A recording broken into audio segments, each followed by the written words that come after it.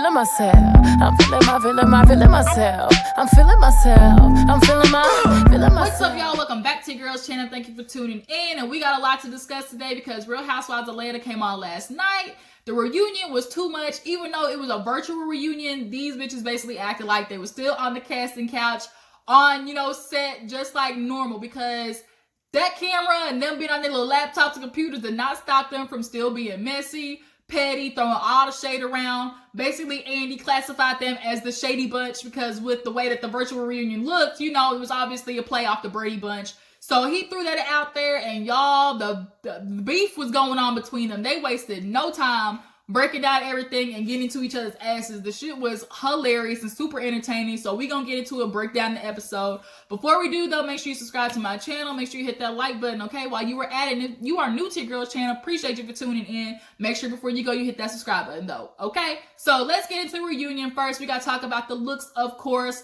Now, pretty much the theme for the night was white, white, white. Everybody wore white. But what nobody's gonna talk about though is why was the theme titties? Like everybody's areolas was out for this display, especially Nene's and Eva's and Portia's. Portia's was out too. Like dang, everybody's titties was out. So then Nene though, like girl, she had her junk taped up to her chest.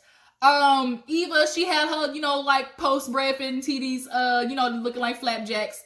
Portia killed me. She said, girl, she said, those titties are social distancing. Girl, they were so far apart the Red Sea. I'm like, dang, Eva.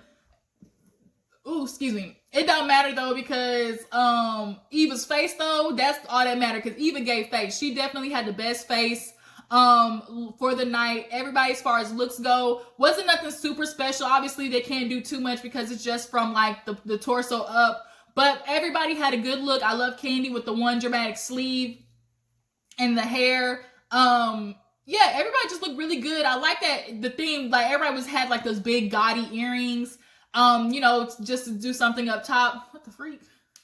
It's freaking gnat in here. I don't know how that thing got in here.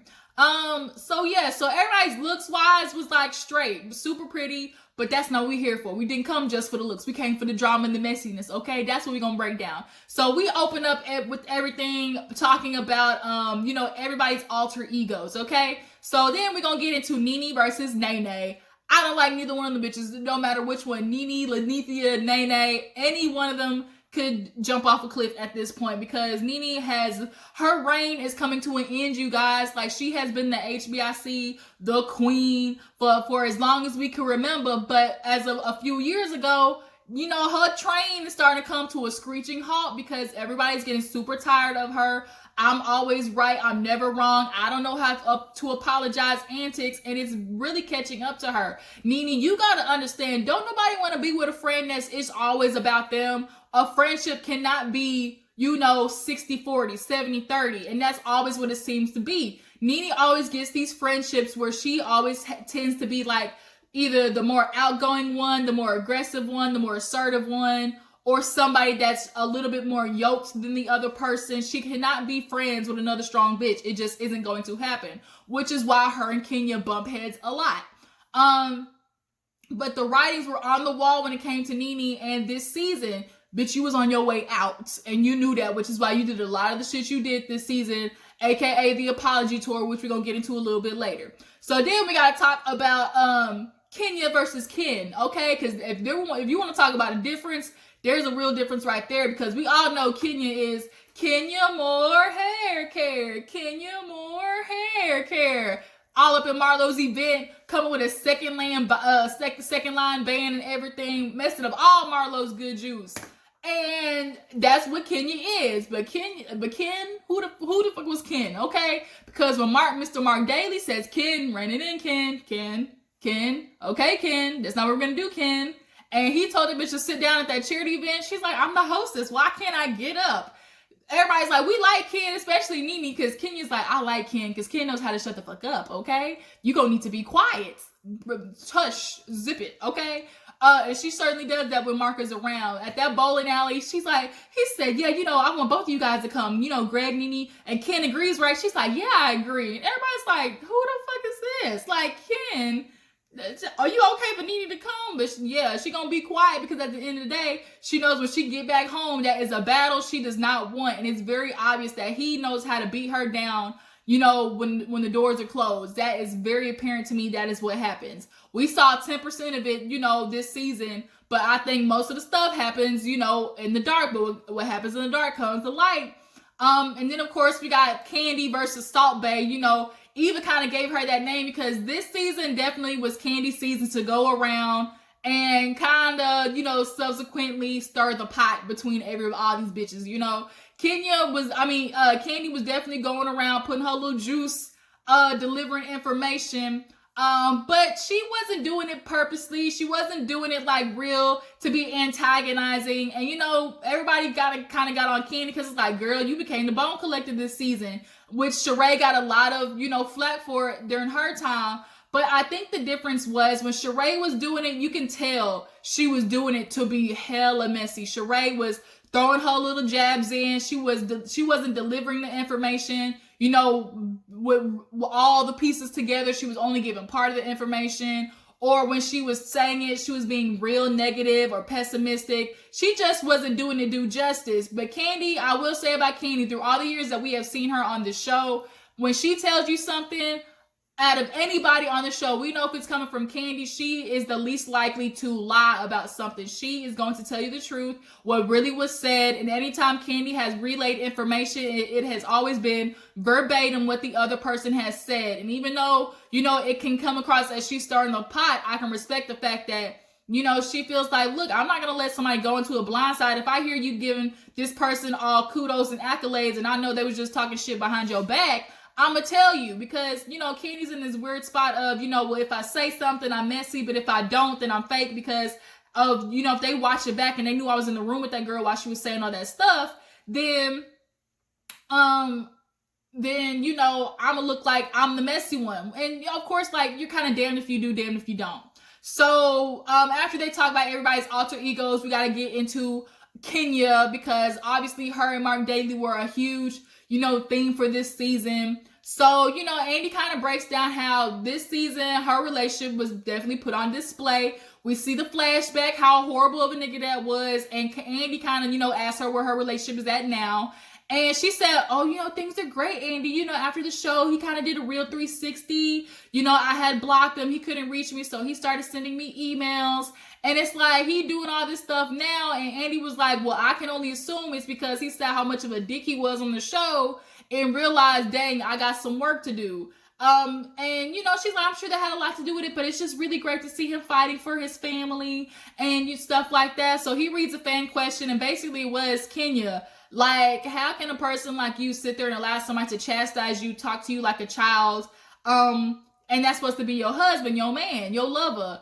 And she basically was like, if there is anything wrong, I won't say nothing, because, that's the person I love. But, if it's somebody else, I know if it's somebody who doesn't give a damn about me, I will fight them tooth and nail. And I'm like, that don't sound right to me. Am I tripping? Or like, the person that is in love with you, is the person that is supposed to be your lover, if they're doing something messed up to you, that to me is more of a problem than some random bitch that I don't know, or people that, you claim don't care nothing about you. Why am I fighting with you? You don't have no bearing on my life. You don't pay my bills. You don't take care of my baby. You don't sleep with my man. Like, you don't cook for him, no nothing. So, like, why am I fighting with you if it makes me know never mind? But if I have a spouse who is very much treating me like ass and not respecting me, can't even acknowledge me for a charity event that I clearly put on, like, yeah, you should be fighting him tooth and nail. But as we obviously know, when it comes to being behind closed doors, Mark be getting Kenya ass,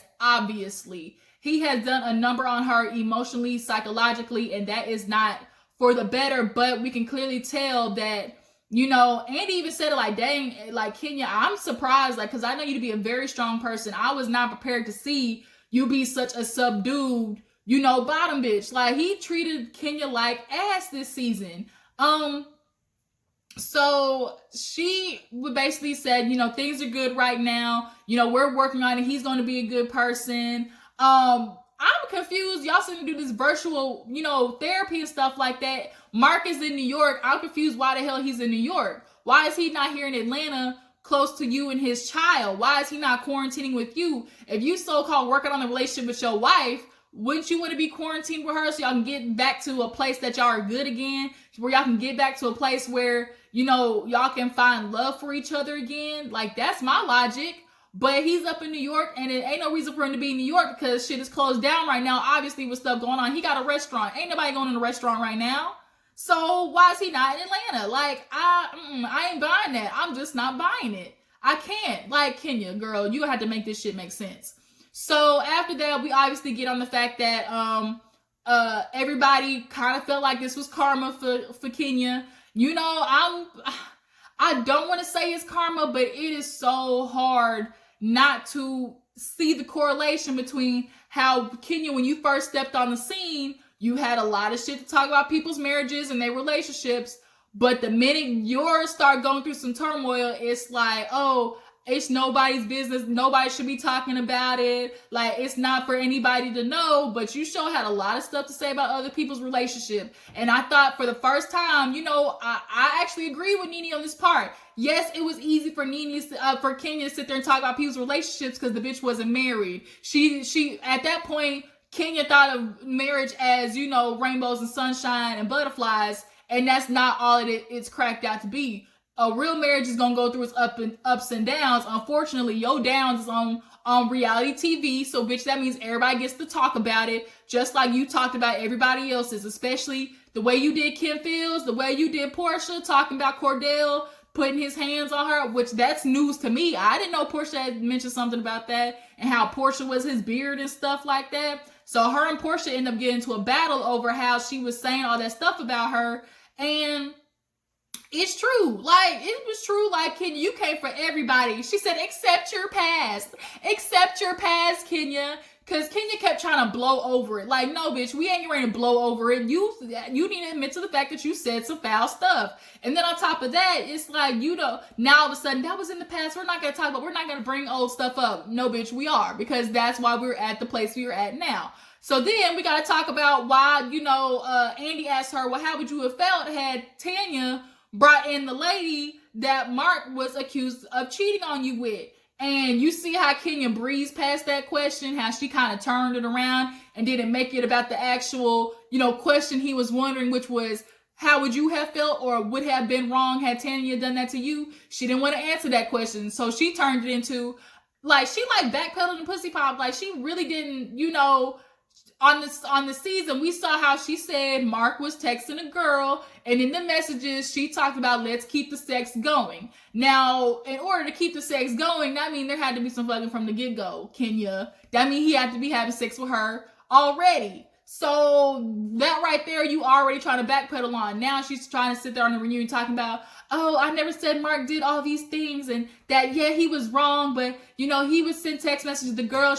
He never told her that he was married. You know, she didn't know because nobody knew. First of all, that's a problem. If there's already a girl talking to him, the fact that he didn't tell her that he was married is a problem, Kenya.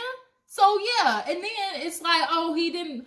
She was the one basically said, I'll be your side chick and stuff like that. Girl, she was already his side bitch, okay? Let's keep it real. You already knew that. And it wasn't just that one girl, because on the show you said, oh, one of the women. So that means there's multiple women, Kenya. You ain't fooling us. You already admitted it. You can't just put the information out there and then try to take it back. So since you tried to breeze on past that question, I just find that real funny. Bitch, no, you know exactly what you would have done had Tanya brought that girl over there with a dozen fucking cookies and told you, here, what that mean with that little black boy talking about, hello, mother.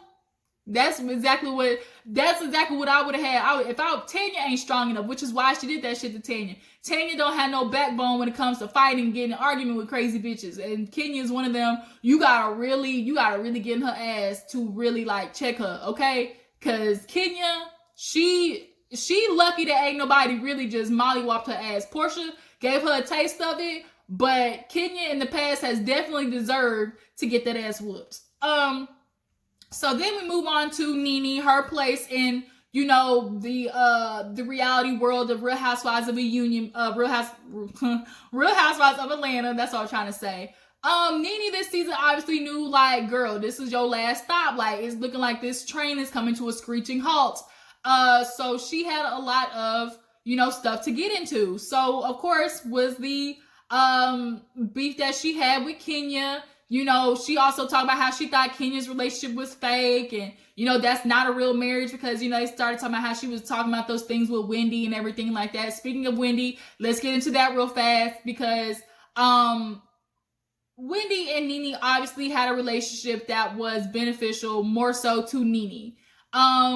And the other women saw that as well, but with their relationship, Andy asked, okay, where are you guys at right now? She said, oh, there's nothing going on, it's neutral. And it's like, bitch, what the heck is neutral? Like, either you like each other or you don't. Like, there's no in between. Obviously, with Nene at that, there is no neutral with Nene. All the things we've seen through the years, there is no neutral with your ass, Nene. So cut the shit. So at this point, it's very clear that Wendy is not messing with Nene, because if it was up to Nene, they would be friends again and they would make up. Like, let's keep it real. And Candy called her ass out because she's like, no.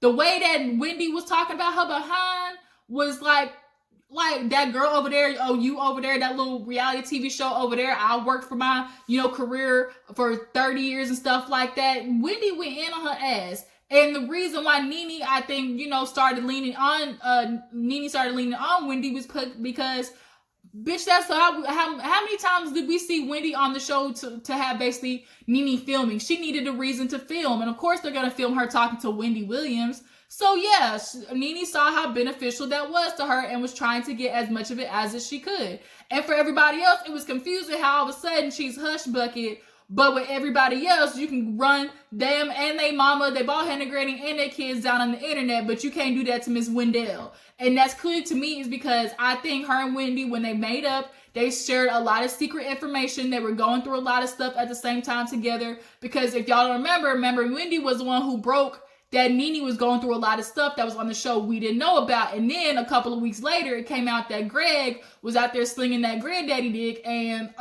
apparently got a girl pregnant. So, yeah. So I think that they both were talking about some stuff, just being able to relate to each other because Wendy was going through her, shit with Kevin, how he went off and had a baby and was using Wendy's money to buy that bitch some Porsche or something like that.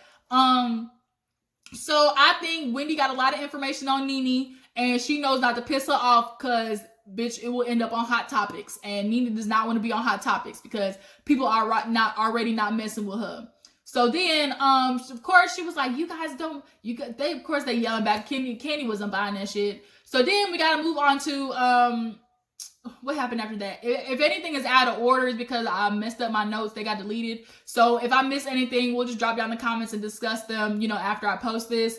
But I think after that, she did talk to Wendy about how Kenya's relationship with Mark was fake. She thought it was, she had a donor egg and stuff like that. And so Andy asked her if she regrets saying that. Of course, Nene said no. She don't give a dang about Kenya. She said, nope, don't think so. I do think her relationship is fake. And so Kenya was like, well, Andy, if you ask nicely, I just might come with the receipts. So he asked for it, and so she asked, and you shall receive. Kenya came with the marriage license and had the whole sign still to deliver with the seal on the bottom. I said, okay, Kenya, bitch, all right, you got it. That one strike, point for Kenya. But of course, Nene just wasn't. She was just like, like she didn't care, but you care.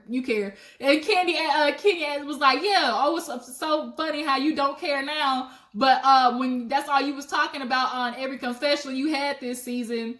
So then, Kenya was talking about how she loves talking about people's relationships being fake and stuff like that. And Cynthia jumped into my, Nene used to say her relationships were fake too. The one that she had with Mike, she said was just for a storyline.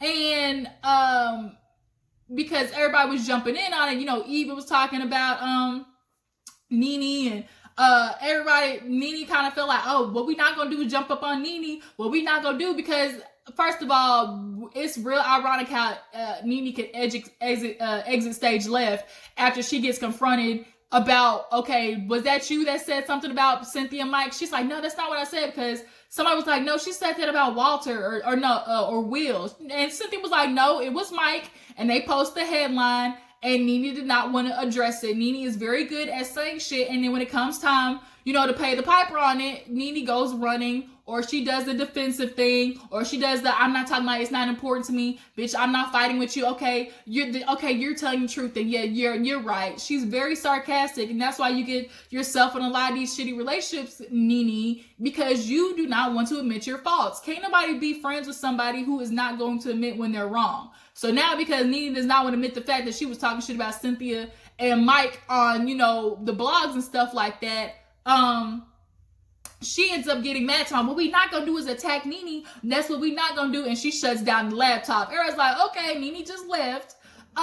So then of course she leaves, and it's like, okay, you do what you usually do, boo boo. Like, Nene loves trying to make an exit. So they come back, and Nene gets back. They bring Tanya and Marlo. But what made me laugh is Kenya said, Nene, you better come back because you got you need to come back because you recorded nothing but 6 episodes this season. That junk killed me. I was like, dang, Kenya, she had a good one, because that's true. Like, Nene, but you better come back to reunion, because you ain't getting no money from this season, because bitch, you was only on for 2-3 good episodes. So they come back, bring in Tanya and Marlo. Tanya killed me when she tried to put her input in on the whole Wendy and Nene situation, because she's like, I didn't view it that way. Everybody was like, bitch, did you not see what she said? Candy was like, girl, she sat there and dogged Nene for life. Talking about, oh, that over there, you wouldn't want no friend talking to you like that. Talking about, oh, that friend, she over there with them. Like, girl, Tanya, you are delusional. So then we get into the Eva, mess. Eva this season definitely stuck her foot in a couple of times because she got that selective amnesia. So she gets confronted with her, and Portia started going at it, okay? Portia is upset with Eva because of the whole Dennis with the bow comment. She was like, because, kids are supposed to be off limits and stuff like that. So she was like, I called him Dennis with a bow. She looks like Dennis. And Portia, the bitch, the baby looks like Dennis, okay? The baby PJ looks like Dennis with a bow. I'm sorry that you decided to get with a man that looks like a toad. Now, I'm not saying that the baby looks like a toad, okay? Do not come in my comments. I'm not dissing no baby. That's not what I'm saying. But on the other end, too, we need to quit being so goddamn delusional in this world and not admit that there are ugly babies out there. People got ugly babies sometimes. I'm not saying baby PJ is ugly, but in general, we all know those people that got ugly kids, and we just be like, oh, those are some cute shoes he got on. Like, that's what we say. When the baby ugly, we don't say nothing about the baby. We talk about their clothes, okay? Oh, that's such a cute little vest you put on him. That's so sweet. It's like, bitch, little do you know, you got an ugly ass baby, okay? But Eva's feeling type of way because it's like, okay, Nene said it 5 times that baby looked like Dennis, and you're not saying nothing to her. And I think Portia, it hits a soft spot for her. And what Portia needs to ask herself is, why are you so mad? Why are you so mad that she said the baby looked like Dennis with a bow? You need to ask yourself that, okay? And I think deep down Portia know why, okay? So then we got to get into Eva and her another controversial thing this season, which was the whole nappy headed comment, which, like, sometimes black folks, like, can we stop reading into stuff and make everything such a racial situation? Sometimes it is what it is. When Eva said it on the phone, she was like, I'm not getting ready to argue with these nappy headed bitches. It had nothing to do with nobody's color, nobody's hair texture. We all grew up, especially as black folks, when you ranking on the playground, we be talking, man, shut up with your nappy-headed ass, or yo mama, like, stuff like that. That's just what we grew up doing. And she said it right. Like, you're not gonna sit there and act like these colloquialisms are something that we never used.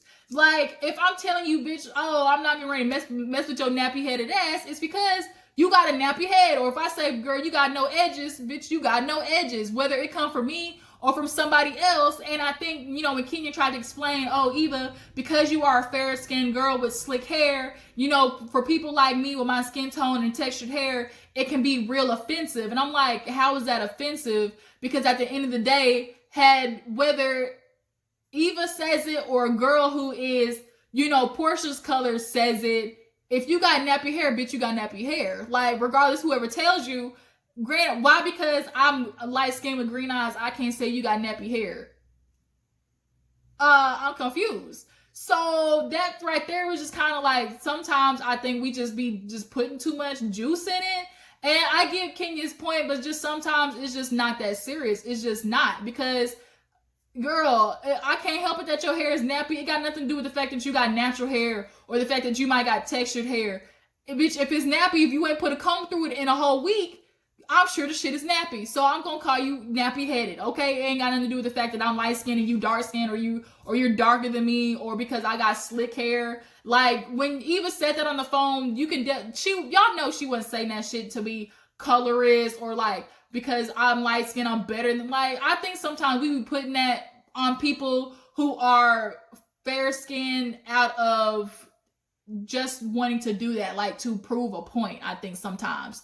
I'm not saying that that's all the time, but just sometimes like that can be done when it's unnecessary. So moving on from that, towards the end we start getting into everybody yelling at each other. Freaking Portia and Eva start yelling too when they start getting into finances and stuff like that, because Nene and Eva was getting into it. Portia and Nene were definitely riding each other's coochies this episode now that they done made up, and it was making everybody sick. Like, didn't nobody want to see y'all just freaking like bumping coochies on the damn show. We know y'all made up, but dang, like, can y'all stop sucking each other's ass for 2 seconds? So then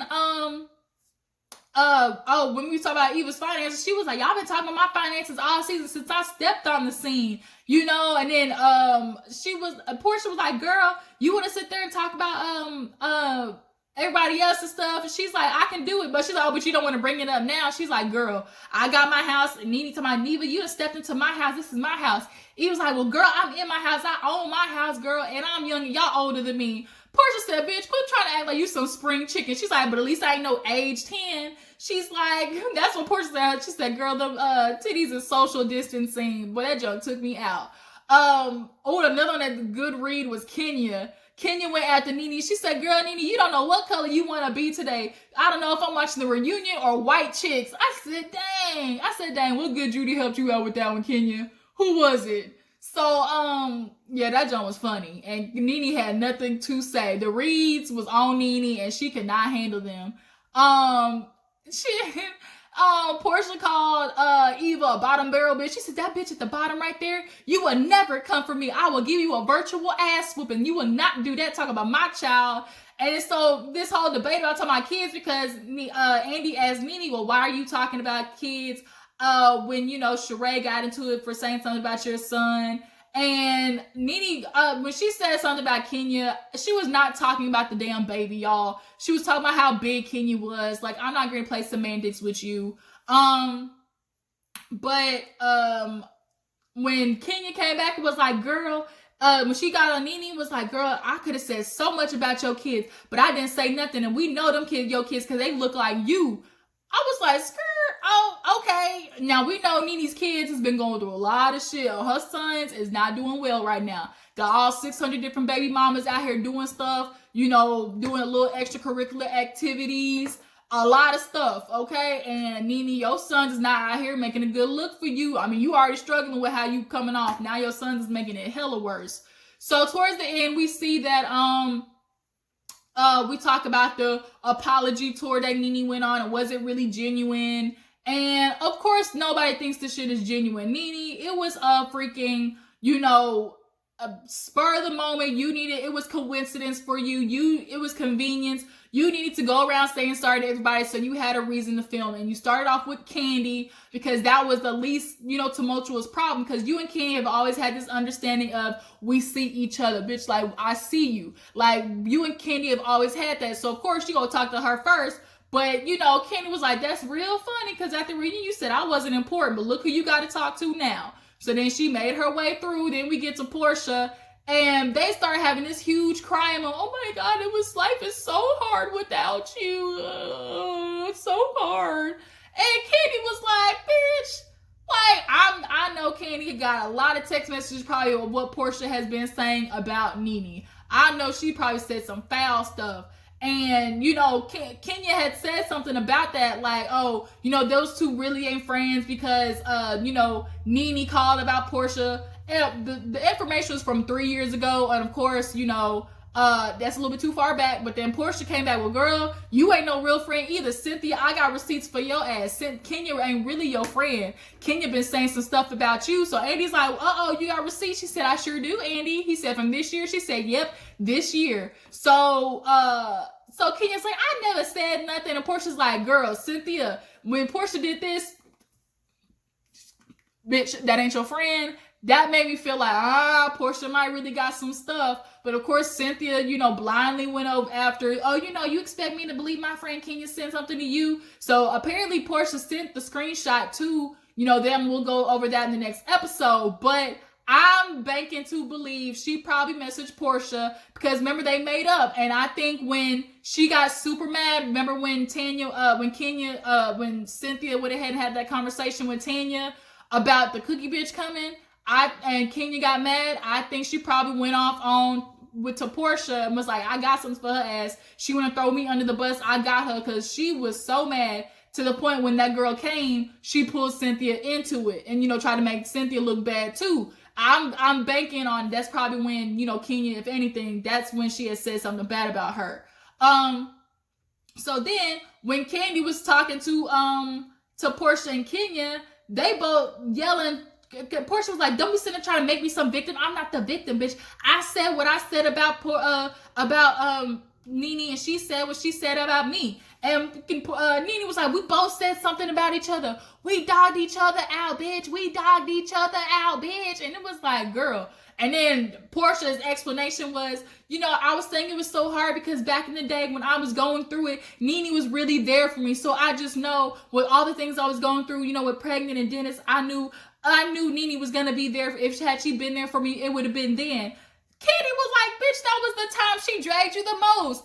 Nene named Portia everything up under the sun. And yet, you still want her to be your confidant? You still want her to be there for you? Portia, you look stupid. You look dumb as a box of rice riding for a bitch who had everything in the sun to say about you. If she really was your friend, she would not have dogged you out while you was pregnant, going through that shit with Dennis, him cheating on you, riding out here with all these bitches at 4 o'clock in the morning at Waffle House. No. Nene and Portia, I don't believe in this going back and forth. You cannot go from being arch enemies from being best friends, because when something slightly goes wrong, you go right back to taking the lowest blows at each other. And when you are genuine friends with somebody, you do not be taking low blows like that. You try to, control yourself. And I think that's where a lot of people had a problem, especially Kenya and Portia. They was like, Portia, bitch, you probably was the main one going around saying, we can't be talking to Nene like that. So then, after they sitting there yelling about each other, I remember that damn read when Kenya said, bitch, you look like, I can't tell if this is white chicks or the damn reunion. That junk took me out. But I'm trying to remember if anything else happened after that. I can't. I think towards the end, that's when they all started yelling. Candy was getting into it with Nene because Nene felt like the other bitches didn't want them to make up. They don't want me to make up with Portia. They're such hypocrites. Other people can apologize, but we can't apologize and make up. And so Candy was like, first of all, when somebody says, let me tell you, or first of all, that means to get ready to get serious. And so Andy had to sit there. He put them bitches on mute though. Portia and Eva was going back and forth. Ken, who was it? Was it Kenny? My bad, y'all. Technical difficulties. I'm back. But towards the end, basically all the girls got into it. And it was a lot of beefage going on between Candy, Nene, and Portia because she is just feeling like this is super fake. The way y'all have made up, especially after dogging each other, is not making no sense. So all we see is Andy just trying to get the girls to calm down at the ends. And next week, the preview is Eva and Tanya get into it because Tanya feels like, Eva, bitch, you ate all the cookies when that girl came. And Eva said the cookies were good too. So, we just gonna have to wait till next week to get into that. But until now, we'll drop down the comments. We'll have a good old debate. Tell me what you guys think about Kenya's relationship with Mark. Do you guys feel like this is karma for her? As far as Nene and the apology tour, do any of you guys think it's genuine, or do you think this is just convenience for her and Portia making up? And do y'all think with the Portia receipts that she has on Kenya, do you think those are real? Y'all drop down in the comments, let me know. We'll talk about it. I appreciate y'all for tuning in. Don't forget to like this video, subscribe to my channel, and I'll talk to y'all later. Deuces.